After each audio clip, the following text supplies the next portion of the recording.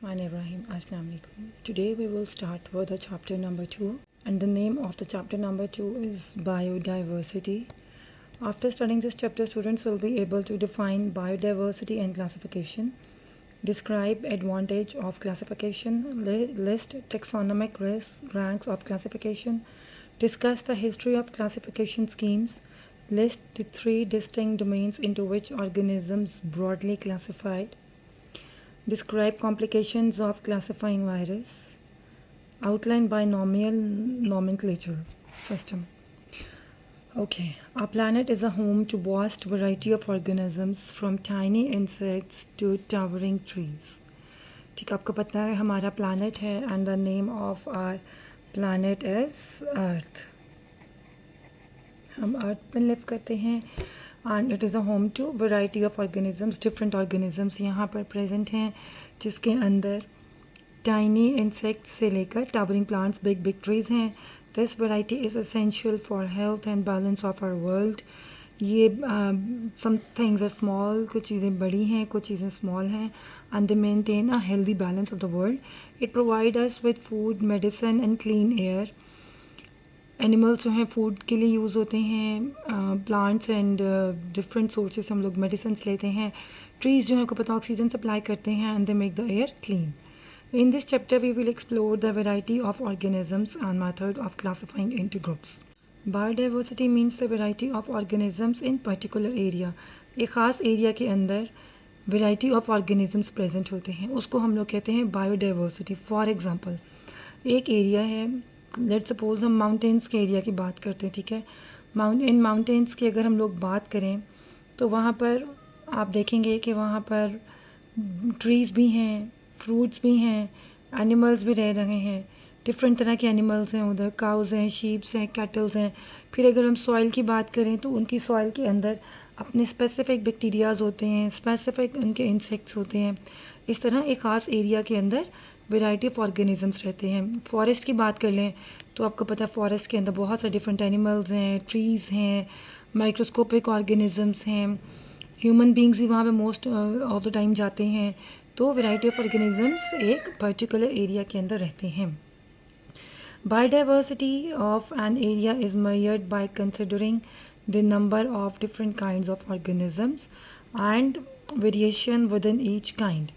Biodiversity जो है of an area, हम लोग अब इसको मेजर कैसे करते हैं. आप यहाँ पर छोटा सा एक स्टार बनाएं एंड यहाँ पर लिखें how to measure biodiversity. Make a question mark. How to measure biodiversity? Biodiversity of an area is measured by considering the number of different kinds of organisms and variation within each kind. Biodiversity को हम measure करते हैं कि एक specific area के अंदर कौन कौन से kinds of organisms present हैं, मतलब किन किन types की organism है, and the variation within each kind, और जितनी kinds हैं उनके अंदर कितनी variation है. trees हैं तो कितने हैं, tall trees हैं कितने हैं, स्मॉल ट्रीज़ हैं तो कितने हैं. फिर उसके बाद एनिमल्स, क्रीपिंग एनिमल्स कितने हैं, बिग एनिमल्स कितने हैं. इन तमाम को जो है हम लोग स्पेसिफिक मेथड्स के थ्रू डिवाइड करते हैं और इस वेरिएशन को हम लोग कहते हैं biodiversity. Biologist have discovered and classified almost 2 million kinds of organisms. Biologist ने ऑलमोस्ट डिस्कवर किए हैं, क्लासीफाई किए हैं 2 मिलियन काइंड ऑफ ऑर्गेनिजम्स. इस पर भी छोटा सा स्टार मार्क कर लें या हाईलाइटर से हाईलाइट कर लीजिएगा. This is an important point. However they estimate that the total kind of organism on earth is much greater. Biodiversity is not evenly spread out. The biodiversity in a place depend on factors like climate, altitude and soil type. ठीक है, मैंने आपको बताया था हर area की अपने अपने specific soil के स्ट्रक्चर्स होते हैं, अपना अपना स्पेसिफिक मौसम होता है, हाइट होती है, उस हिसाब से जो है उसके अंदर पर डिफरेंट एनिमल्स की वेरिएशन होती है. Tropical regions have more biodiversity than polar regions. तो ट्रॉपिकल रीजन्स होते हैं जो मॉडरेट क्लाइमेट वाले रीजन्स हैं, वहाँ पर ज़्यादा बायोडाइवर्सिटी है than polar regions. Polar regions आपको पता है कौन से रीजन्स होते हैं, दैट आर वेरी कोल्ड, और यहाँ पर स्पेसिफिक ही स्पीशीज़ पाई जाती हैं. जबकि ट्रॉपिकल रीजन्स जिनके अंदर आते हैं नॉर्मल टेम्परेचर, कि नॉर्मल टेम्परेचर वाले होते हैं, यहाँ पर डिफरेंट टाइप ऑफ इंसेक्ट्स बहुत ज़्यादा पाए जाते हैं, ट्रीज़ की स्पीशीज़ हैं, एनिमल्स की स्पीशीज़ हैं जो ज़्यादा सर्वाइव करती हैं। Next is the importance of biodiversity. Biodiversity provides many essential services for human and planet. Here are some key benefits of biodiversity. अच्छा जी, इकोसिस्टम स्टेबिलिटी. अब बायोडाइवर्सिटी क्यों बहुत इंपॉर्टेंट है? Biodiversity help to maintain the balance of ecosystem. Biodiversity जो है हमारे ecosystem के बैलेंस को मेंटेन करके रखता है. हाउ इट मेंटेन्स, हम आगे स्टडी करेंगे. It plays important role in biogeochemicals. ठीक है, it is made up of 3 words. Biogeochemicals मतलब इसमें लाइफ भी है, अर्थ भी आ रही है एंड सम केमिकल प्रोसेसेस भी आ रहे हैं. It plays important role in bio geochemical cycles such as carbon cycle and nitrogen cycle. Climate regulation. Plants and algae absorb carbon dioxides. It helps to keep climate balance. आपको पता है plants जो हैं वो कार्बन डाइऑक्साइड को absorb करते हैं and they release oxygen and oxygen is very important for human beings. इस तरह एक चीज़ रिलीज़ कर रही है और दूसरी चीज़ उसको इनहेल कर रही है. हमारे क्लाइमेट में एक बैलेंस मेंटेन्ड है. हम लोग जो है कार्बन डाइऑक्साइड बाहर एक्सेल करते हैं, that is used by the plants. Oxygen वो एक्सेल करते हैं, that is used by human beings. Next is the natural resources. Biodiversity provides a vast array of resources from food and medicine to building materials and fuel. अब हमें एक ही area के अंदर हमें stones भी मिल रहे हैं, खाने पीने के लिए एनिमल्स भी मिल रहे हैं, पत्थर भी मिल रहे हैं, मिट्टी भी मिल रही है. तो क्या होता है कि ये हमें डिफरेंट रिसोर्सेज सप्लाई करती हैं biodiversity. Economic benefits. Biodiversity support different industries including agriculture, tourism and pharmaceuticals. ये तो हैं इसके इकोनॉमिक बेनिफिट्स. डिफरेंट एरियाज़ में डिफरेंट बायोडाइवर्सिटी होती है और जिसकी वजह से डिफरेंट एरियाज़ के अंदर इंडस्ट्रीज़ लगाई जाती हैं, एग्रीकल्चर को प्रमोट किया जाता है, टूरिज़्म होता है एंड फार्मास्यूटिकल्स डिफरेंट प्रोडक्ट की मैन्युफैक्चरिंग भी होती है. Next is the classification. This is very important topic. Biologist have identified about 2 million kinds of organisms, but out of these 0.5 million are kinds of plants and 1.5 million are kinds of animals. ठीक है, 0.2 million total उन्होंने species अभी तक discover कर चुके हैं organisms की. उसमें से 0.5 मिलियन उनके according they are plants and 1.5 million are various types of animals. It is only a small percentage of the total kinds which live on earth. Every year, biologists discover thousands of new kinds of organisms. To better study such a large collection of organisms, biologists classify them. Classification is the process in which organisms are divided into groups and subgroups on the basis of similarities and differences found in them. ठीक है, classification एक ऐसा process है जिसके अंदर हम लोग organism को डिवाइड करते हैं इन ग्रुप्स और सब ग्रुप्स में on the basis of similarities and differences found in them. This is the definition of classification. अब आपको पता है बहुत सारे ऑर्गेनिजम्स डिस्कवर होते रहते हैं. अगर आप नेशनल जियोग्राफी चैनल देखें तो वहाँ पर आपको off and on new animals, new species का पता चलता है कि अब कौन से organisms that have been discovered. Aims and principles of classification. The aims of classification are to determine similarities and differences among organisms so they can be studied easily. हम लोग क्लासिफिकेशन क्यों करते हैं? सो दैट लोग determine similarities and differences. कितने organisms एक दूसरे से मिलते जुलते हैं और कितने ऑर्गेनिजम्स में आपस में डिफरेंस है, so that they can be studied easily. To find the evolutionary relationship among organisms. Evolutionary relationships organisms के दरमियान में देखने के लिए पता चलता है. एवोल्यूशनरी रिलेशनशिप्स होते हैं कि जब ये एग्जिस्ट हुए थे किस तरह से इनकी एग्जिस्टेंस स्टार्ट हुई थी. Biologist classify organism into groups and सब ग्रुप्स. जो हैं बायोलॉजिस्ट इनको डिवाइड करते हैं इन ग्रुप्स एंड सब groups on the basis of similar physical characters. हम लोग उनको फिज़िकली देखने के बाद कि मतलब अपीयरेंस इनकी कैसी है, हम लोग उनको ग्रुप्स और सब ग्रुप्स में टाइम करते हैं, डिवाइड कर देते हैं. In recent times they also take help from genetics. Genes से भी हम लोग नाउडेज जेनेटिकली भी जो हैं organisms are being classified. They find genetic similarities and differences among organisms. उन्हें different organisms के अंदर genetic similarities और differences भी नज़र आए हैं. Then they use this information to know similarities and differences in their structure and function. और उनके फिज़िकल स्ट्रक्चर्स और जेनेटिक स्ट्रक्चर्स को लेकर they have been now able to find similarities and differences in the structure and function of the organisms.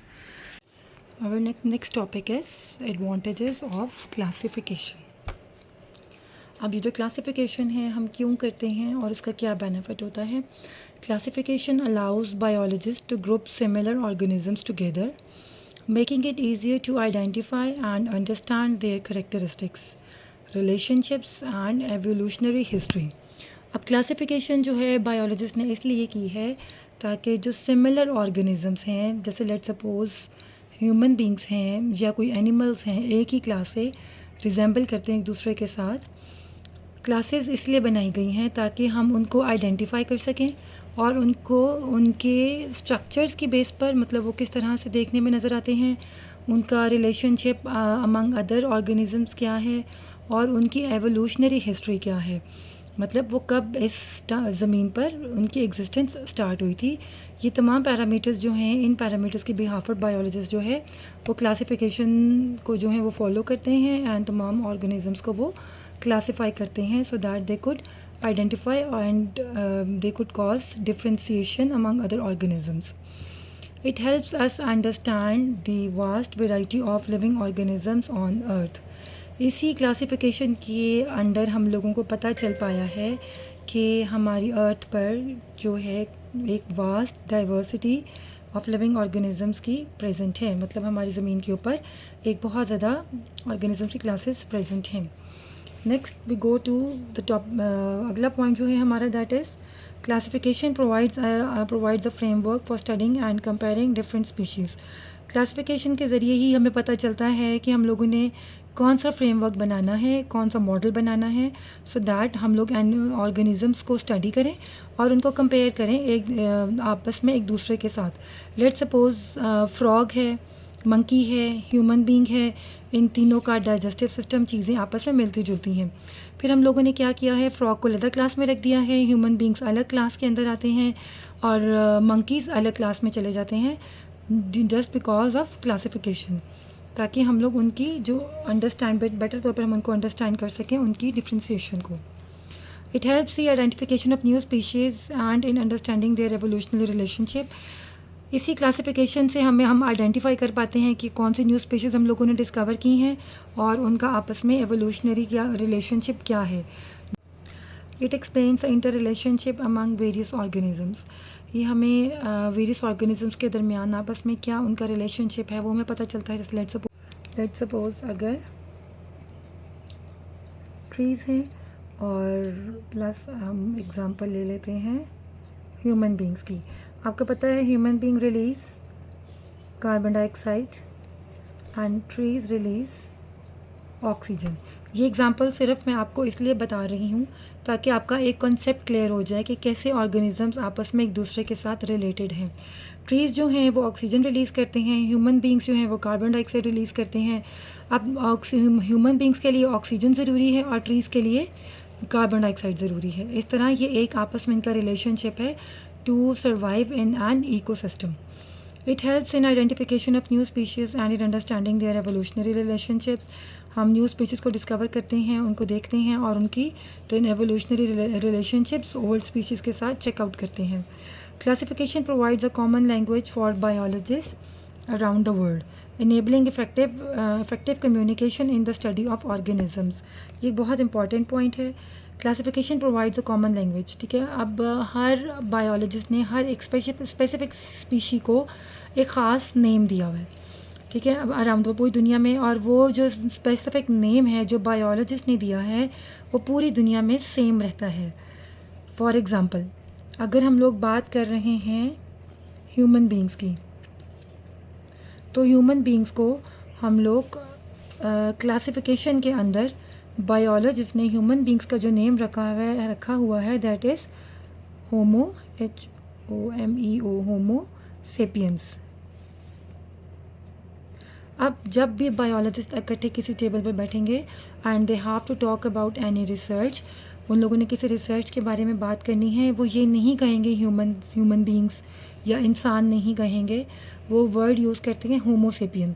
जब biologist इकट्ठे किसी जगह पर बैठकर कोई न्यू डिस्कवरी करते हैं, कोई न्यू डिज़ीज़ फाइंड आउट करते हैं, तो वो क्या वर्ड यूज़ करते हैं? होमो सेपियन। चाहे कोई बायोलॉजिस्ट अमेरिका से आया हुआ है, चाहे ऑस्ट्रेलिया से आया हुआ है, आइदर वो रशिया से है या पाकिस्तान से है, वो वर्ड यूज़ करेंगे होमो सेपियंस। इसी तरह हर जड़ी बूटी का, हर सब्ज़ी का अपना स्पेसिफिक नेम है जो हम लोग स्टडी करते हैं the topic classification. Overall classification is crucial for understanding of the natural world and for the conservation and management of biological diversity. Classification को अंडरस्टैंड करना पूरी दुनिया के अंदर ये एक थोड़ा डिफ़िकल्ट है, बट फिर भी बायोलॉजिस्ट ने काफ़ी ज़्यादा रिसर्चेस के बाद डिफरेंट चीज़ों को मैनेज कर दिया है and various organisms are now being classified. Next ये जो टॉपिक है taxonomic ranks, this is very very important. ये बहुत इम्पॉर्टेंट टॉपिक है and it is highly conceptual. आप लोगों ने इसको ज़रूर मार्क कर लेना है एज इम्पॉर्टेंट टॉपिक। इस टॉपिक से काफ़ी सारे क्वेश्चंस पेपर्स के अंदर आते हैं, बट बिफोर दिस कि आप पेपर को देखें और सोचें, आपने पहले अपना कॉन्सेप्ट क्लियर करना है। हम इस टॉपिक को स्टार्ट करते हैं। मानिर्रहीम, अस्सलाम वालेकुम। हमारा अब आज का अगला लेक्चर है that is about taxonomic ranks. किस तरह किस रैंक के अंदर हम लोग ऑर्गेनिज़म्स को सेपरेट आउट करते हैं। ये एक इंतहाई इम्पॉर्टेंट टॉपिक है और बहुत कंसेप्चुअल टॉपिक है। इसको अपने गौर से अंडरस्टैंड करना है। यही कॉन्सेप्ट्स आपके 9th क्लास में चलते हैं, फर्दर एलेबोरेट होते हैं in 10 and then in FSC। Okay, अब हम इसको डिटेल से स्टडी करते हैं। The group into which organisms are classified are known as taxonomic ranks or taxonomic ranks. This is the definition of taxonomic ranks. The taxonomic rank की definition है. Now let's understand the definition. The group into which organisms are classified. जिस group में हम लोग organism को classify करते हैं, उस क्लासिफिकेशन के मेथड को हम लोग कहते हैं टेक्सोनोमिक रैंक्स। और टेक्सोनोमी निकला है फ्रॉम द वर्ड टेक्सा, जिसका मतलब है singular, means one. Swedish botanist थे कैरल Linnaeus, आप इसको कार्ल Linnaeus भी बोल सकते हैं, devised the Linnaean system of taxonomic ranks in 1735. This system Linnaeus suggested 7 taxonomic ranks. Swedish botanist Carl Linnaeus ने 1735 में taxonomic ranks दिए थे और उन्होंने डिवाइड किया था taxonomic ranks के अंदर तमाम स्पीशीज़ को इन 7 रैंक्स। ठीक है, 7 रैंक्स में डिवाइड किया था और जो रैंक्स थे उनका नेम था kingdom, phylum, class, order, family, genus and species. In 1977 the rank domain was added to this system. The taxonomic ranks are defined as below. Domain. The highest taxonomic rank is domain. All organisms are divided into 3 domains: Archaea, bacteria and eukarya. ठीक है, सबसे first taxonomic rank आता है, उसके अंदर organisms को उन्होंने 3 domains में डिवाइड किया हुआ है that are known as archaea, bacteria and Eukarya.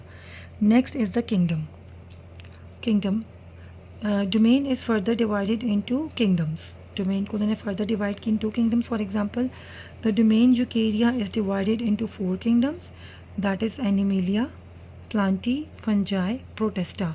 मैं अगेन इनके नेम्स रिपीट करती हूँ, have a look. Animalia, plantae, fungi, protista. सबसे पहले डोमेन हमने पढ़ी थी डोमेन, सबसे पहला जो हमने रैंक पढ़ा था that was domain.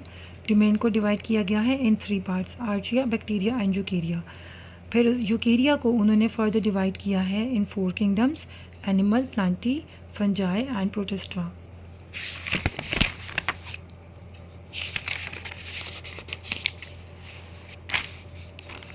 Next is the phylum division for plants and fungi. ठीक है, फाइलम की जो डिवीजन है it is specific for plants and fungi. Each kingdom is सब डिवाइडेड इनटू रिलेटेड फाइला और डिवीजन। मज़ीद आगे दोबारा उन्होंने उसको डिवाइड कर दिया था, उसको हम लोग कहते हैं फाइला या डिवीजन। क्लास, ईच फाइलम और division is divided into related class. इसको हम आगे मज़ीद स्टडी करेंगे, आपके कॉन्सेप्ट्स क्लियर होते जाएंगे। सो अभी जस्ट आप इसको गौर से समझें। Order, each class is further divided into related orders. Each order जो है उन्होंने उसको ब्लॉक किया और डिवाइड कर दिया फैमिली में। देन फैमिली जो है वो आगे डिवाइड हो जाती है in genus each family is divided into related genera singular genus. Species, it is the lowest level of classification. A species is a group of similar organisms that can interbreed and produce fertile capable of reproduction offspring. ठीक है, सबसे lowest जो classification level है वो species का, उसको उन्होंने name दिया है स्पीशीज़, जिसमें स्पेसिफिक उसका नेम आएगा। ठीक है, और व्हाट इज स्पीशी, ये इसकी डेफिनेशन है। Species is the group of similar organisms that can interbreed and produce fertile offsprings. ठीक है, मतलब फर्टाइल ऑफस्प्रिंग वो होते हैं जिनके अंदर एबिलिटी होती है कि वो रिप्रोड्यूस कर सकें, मतलब अपने जैसे ही और लोग प्रोड्यूस कर सकें आपस में। वो जो है इंटरब्रीड करते हैं। हर ऑर्गेनिज्म का इंटरब्रीडिंग का प्रोसेस डिफरेंट होता है। जो टॉपिक आपका आएगा हम लोग उसमें इस चीज़ को डिटेल में डिस्कस करेंगे इन फर्दर। सो अभी इस टॉपिक के अंदर आपने इसको मार्क कर लेना है, स्पीशीज़ की डेफिनेशन, ये बहुत इम्पॉर्टेंट है। स्पीशी क्या होती है? ग्रुप ऑफ सिमिलर ऑर्गेनिजम्स, एक जैसे ही ऑर्गेनिजम्स जो आपस में इंटरब्रीड करते हैं and they produce fertile offspring. हमने यहाँ पर पढ़ा था कि क्लास जो है फाइलम फर्दर डिवाइड होती है in class, then class divide in order divide होता है फैमिली में, फैमिली डिवाइड होती है जीनियस और स्पीशीज़ में। अच्छा, इसकी मैं आपको एक इजी सी एग्जांपल देती हूँ। अगर आपको लगे कि आप इसके वर्ड्स भूल सकते हैं, कौन पहले आ रहा है कौन बाद में आ रहा है, तो आपने इन तमाम अल्फ़ाबेट्स का फर्स्ट वर्ड लिख लेना है। ठीक है, जैसे O D K P C O F G S। ठीक है, ये बहुत इम्पॉर्टेंट पॉइंट है और आपने ये गिन लेने हैं कितने वर्ड्स हैं। 1 2 3 4 5 6 7 8 9, 1 2 3 4 5 6 7 8 9। हाँ जी, ठीक है, ये टोटल 9 अल्फ़ाबेट्स का हमने एक वर्ड बना दिया है। ठीक है, और आपने इसको इसी ही फॉर्म में याद करना है, ओडेक पेक ऑफ गेस। ठीक है, ओडेक पेक ऑफ गेस, ये एक डिफ़िकल्ट जो वर्ड डिफरेंट टर्म्स होती हैं और उनको हमने सीक्वेंस में ही याद करना होता है। ह्यूमन बीइंग हैं, कुछ भूल भी सकते हैं, तो आप अगर ये इस तरह से वर्ड लिख कर रख लेंगे और आपको पता होगा कि इसके 9 अल्फ़ाबेट्स हैं, आप कभी भी इस चीज़ में कंफ्यूज नहीं हो सकते कि कौन सी क्लास टेक्सोनोमिक रैंक के अंदर पहले आती है। ठीक है, आप इस हिसाब से आप इसको लर्न कर लीजिएगा। अगेन इसका नाम आपको बताती हूँ, ओडेक पीसी ऑफ गेस, ओडेक पीसी ऑफ गेस। ठीक है, ओडेक से आप यहाँ पर देख लें, O for organism, D for domain, K for kingdom, P for phylum, C for class, O for order, F for family, G for genus and S for species. Now we have classification of fruit fly, human beings and peas. Okay, taxonomic rank, fruit fly, human and pea. इसकी domain है that is Eukarya, human being भी Eukarya में आते हैं, P भी Eukarya में आते हैं। देन किंगडम जो है एनिमेलिया और इसका किंगडम है। पीस फाइलम और डिवीजन, ह्यूमन बींग्स की डिवीजन है दैट इज़ क्वाड्रेटा, एंड पी की जो है दैट इज़ मैग्नोलिफाइटा। अब क्लास आता है फ्रूट फ्लाई इंसेक्ट है, human beings are belong to mammalia and pea belongs to magnoliopsida. And if you go to the order that is diptera, primates, fabales. Family drosophilidae, hominidae and fabaceae. Genus है drosophila, homo, साइलम। Species है drosophila melanogaster, human beings की है Homo sapiens, and P की है xylem sativum. ये जो name होता है इसके अंदर फर्स्ट नेम रेफ़र करता है इसका जीनस नेम और दूसरा इसका होता है species name. Next topic is about the history of classification. इसमें क्लासिफिकेशन कब और कैसे स्टार्ट हुआ, क्यों इस चीज़ की ज़रूरत पेश आई कि we have to classify the organisms. The history of classification system can be track back to ancient times. ये पुराने ही वक्तों से जो है क्लासिफिकेशन स्टार्ट हो गई थी और चलती हुई आ रही है। The Greek philosopher Aristotle 384 to 322 BC was the first who classified organisms into two groups, plants and animal. मतलब first time जिन्होंने organisms को divide किया था, he was the Aristotle and he was a Greek philosopher, और उनका जो time period था 384 से 322. Then the Arab scholar Abu Usman Amirul Jahiz from 781 to 869 AD described the characteristics of 350 species of animals. Abu Usman Umar अल जाहिज़ ने जो है 350 स्पीशीज़ ऑफ एनिमल्स की discover की. He wrote a lot about the life of ants. उन्होंने ants के life के ऊपर, चूंटियों के लाइफ के ऊपर काफ़ी काम किया और उनके बारे में लिखा. In 1170 Ibn Rushd Averroes translated Aristotle book De Anima into Arabic. उन्होंने इब्ने रुश्द ने जो है अरिस्टोटल की है बुक, जो उन्होंने 384 से 322 के दरमियान में काम किया था, उन्होंने उनकी बुक डी एनीमिया को अरबिक के अंदर ट्रांसलेट किया था. नेक्स्ट जिन्होंने वर्क किया था, he was a French botanist, Italian botanist, Andrea Caesalpinia. He was from 1519 to 1603 AD, divided plants into 15 groups and called them genera. इन्होंने प्लांट्स को जो है 15 ग्रुप्स में डिवाइड किया था और उन्होंने उस ग्रुप को नेम दिया genera. The French botanist Tournefort from 1656 to 708 AD introduce the taxa of class and species. उन्होंने जो है क्लास और स्पीशीज़ को डिस्कवर किया था और उन्होंने मज़ीद आगे एनिमल्स को डिवाइड किया. द स्वीडिश बायोलॉजिस्ट कैरोलाइनियस 1707 से 1778 तक उन्होंने एक टेक्सोनमिक हायरार्की बनाई थी ऑर्गेनिजम्स की, with 7 taxa, that is kingdom, phyla, class, order, family, genus and species. इसके अंदर उन्होंने तमाम ऑर्गेनिजम्स को इन 7 के अंदर डिवाइड किया था. यहाँ पर आपने एक पॉइंट को नोट करना है. जब भी कभी आपका पेपर में क्वेश्चन आए रिलेटेड टू कैरोलाइनस, उन्होंने जो टेक्सोनमिक हायरार्की बनाई थी, तो आपने याद रखना है उन्होंने 7 टेक्सा रैंक्स में उनको डिवाइड किया था. And it was kingdom, phylum, class, order, family, genus and species. ठीक है, इस तरह से आपने इसको वर्ड को लिख लेना है एंड आपने रखना है, याद रखना है 7, और 7 किन्होंने दिए थे, कैरोलाइनस ने. ठीक है, आपने इस वर्ड को ऐसे याद रखेंगे तो आपकी इस क्लास ऑर्डर कभी भी आगे पीछे नहीं जाएगा. KPCOFGS. अब आगे है two kingdom classification system. Two kingdom classification system जो है वो कब बना और क्यों बना, let's study that in detail. It was the earliest classification system in which all organisms were classified into 2 kingdoms. सबसे पहले जो क्लासिफिकेशन हुई थी उसमें उन्होंने क्या किया था, एनिमल्स को, तमाम ऑर्गेनिजम्स को उन्होंने 2 किंगडम्स में डिवाइड किया था. That was plant and animal.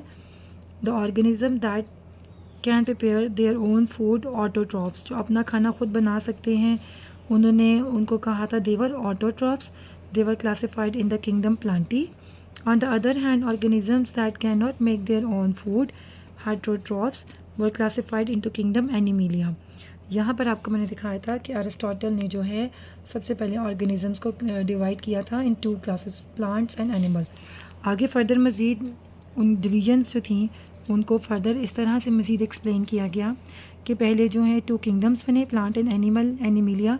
जो ग्रुप अपना खाना खुद बना सकते थे, जैसे प्लांट्स हैं वो सनलाइट को लेते हैं and make their own food, उन्हें हम लोग कहते हैं ऑटोट्रॉफ्स.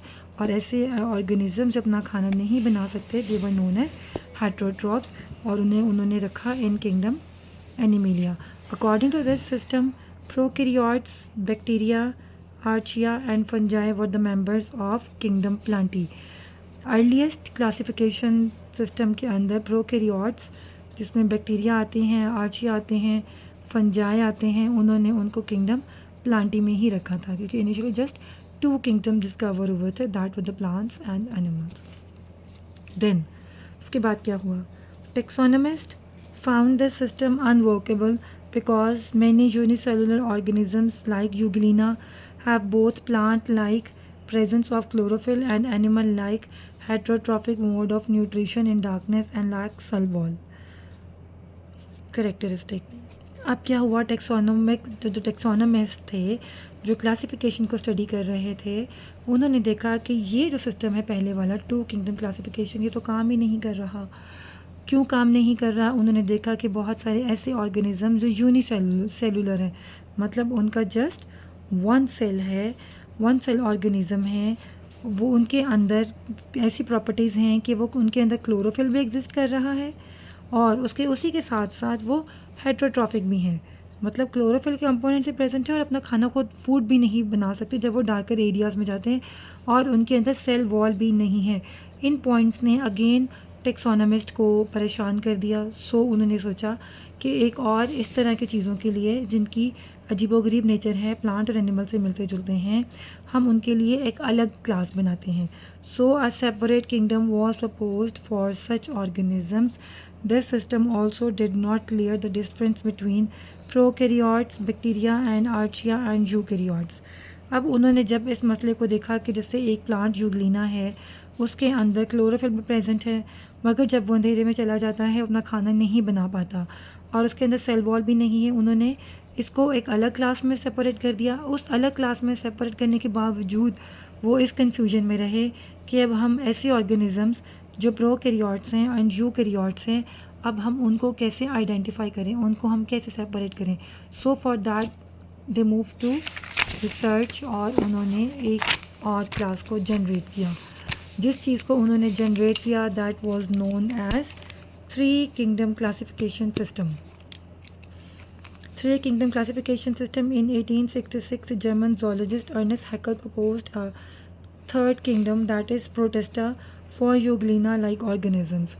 1866 के अंदर जर्मन जोलॉजिस्ट थे अर्नेस्ट हैकल, उन्होंने जो है एक थर्ड किंगडम को प्रपोज़ किया, मतलब उन्होंने प्रपोज़ किया कि एक और किंगडम बनाना चाहिए ताकि जितने यूग्लिना लाइक ऑर्गेनिजम्स हैं जिनके अंदर प्रोकैरियोट्स, प्लांट और एनिमल लाइक प्रॉपर्टीज़ हैं, हम उनको एक सेपरेट ग्रुप में रखते हैं।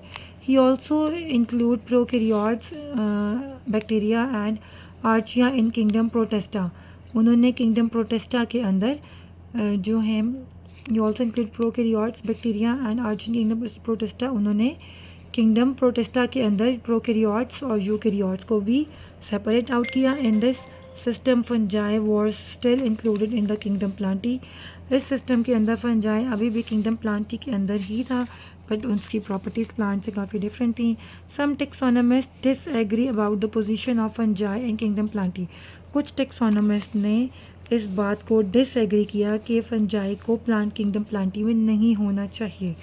Fungi resembles to plants in many ways but are heterotrophs. उन्होंने देखा कि फंजाई जो है प्लांट से मिलती जुलती तो ज़रूर है, मगर वो हेट्रोट्रॉफ है, अपना खाना खुद नहीं बना सकती। Which get their food by absorption, और ये अपने फूड को एब्जॉर्ब करके अपने अंदर लेके जाते हैं। So they do not have cellulose in their cell wall but possess chitin.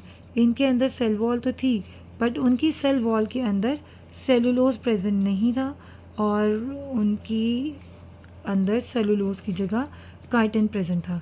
सो एक और उन्हें टेक्सोनोमिस्ट को प्रॉब्लम फेस करना पड़ी कि अब हम लोग एक और ग्रुप को बनाते हैं ताकि हम लोग जितनी रिसर्च हम कर चुके हैं हम उनके बिहाफ पर सब ऑर्गेनिजम्स को अलग अलग क्लासेस में सेपरेट आउट करते हैं। उसके बाद IG 5 kingdom classification system. 5 Kings उसके बाद उन्होंने जो है जिस क्लासिफिकेशन को इंट्रोड्यूस करवाया that was the 5 kingdom classification. In 1937 French biologist E. Chatton suggested the term prokaryotic to describe bacteria and eukaryotic to describe protista, fungi, animals and plants। French biologist ने E. Chatton ने जो है terms थी prokaryotic and eukaryotic, और उन्होंने describe किया protista को, fungi को, animals and plants. In 1969 American ecologist Robert Whittaker introduced the 5 kingdom classification system। This system was based on Robert Whittaker ने 1969 में एक और किंगडम क्लासिफिकेशन दी जिसको कहा जाता है 5 किंगडम क्लासिफिकेशन। इसके अंदर उन्होंने क्या मज़ीद डिवाइड किया, अब हम इसको स्टडी करते हैं। The levels of cellular organisation that is prokaryotic bacteria, archaea, unicellular eukaryotic protista and multicellular eukaryotic fungi, plants and animal. उन्होंने सेलुलर लेवल पे जाकर मतलब उन्होंने इन तमाम ऑर्गेनिज़म्स को डिवाइड किया उनकी सेल्स की स्टडी करके. The mode of nutrition that is photosynthesis, absorption and ingestion. और उन्होंने इस सिस्टम के अंदर क्लासीफाई किए ऑर्गेनिजम्स उनकी न्यूट्रिशन की मोड पर मतलब कि वो किस तरह से खाना खाते हैं, किस तरह फूड बनाते हैं. आया they make their foods through photosynthesis, क्या वो फोटोसिंथेसिस सनलाइट के प्रेजेंट में फूड प्रिपेयर करते हैं. और they prepare food by absorption मतलब एब्जॉर्ब अपनी बॉडी के अंदर एब्जॉर्प्शन के थ्रू वो फूड को एब्जॉर्ब करते हैं, या फिर इंजेशन मतलब देखा वो खाते हैं. इन तमाम फैक्टर्स के ऊपर जो हैं ई चैटन रॉबर्ट विटेकर ने अगेन क्लास जो है उसको डिवाइड किया और उस क्लास का नेम था 5 kingdom classification. On the basis of organism were classified into 5 kingdom classification, Monera, protista, fungi, Plantae and animalia. In 1888, American biologist Margulis and Schwartz modified the 5 kingdom classification of Whittaker. They considered genetics along the cellular organization and mode of nutrition in classification. They classified the organisms into the same 5 kingdom as proposed by Whittaker. फिर उन्होंने क्या किया, Robert Whittaker की जो थी research work उन्होंने उसको भी आगे मज़ीद मॉडिफाई किया और मॉडिफाई करके उन्होंने उस जेनेटिक्स लेवल पर स्टडी की, सेल्स के अंदर जेनेटिक लेवल पर स्टडी की और उनकी मोड ऑफ न्यूट्रिशन को भी क्लासीफाई किया. दे क्लासीफाइड ऑर्गेनिज्म इन से 5 kingdoms as proposed by Robert Whittaker. उन लोगों ने बहुत ज़्यादा मॉडिफिकेशन के बाद जो रॉबर्ट विटेकर ने 5 क्लासीफिकेशन सिस्टम दिया था उन्होंने उसी को ही मज़ीद आगे रिसर्च वर्क में लेकर चले. 3 domain classification system. In 1977, American biologist Carol Wuys added a taxon, that is domain above kingdom. He classified organism into 3 domains, that is archaea, bacteria, eukarya. It was actually a division of prokaryotes in 2 domains, that is archaea and bacteria, while all eukaryotes were placed in single domain, that is eukarya. This classification is based on difference between eukarya, archaea and bacteria.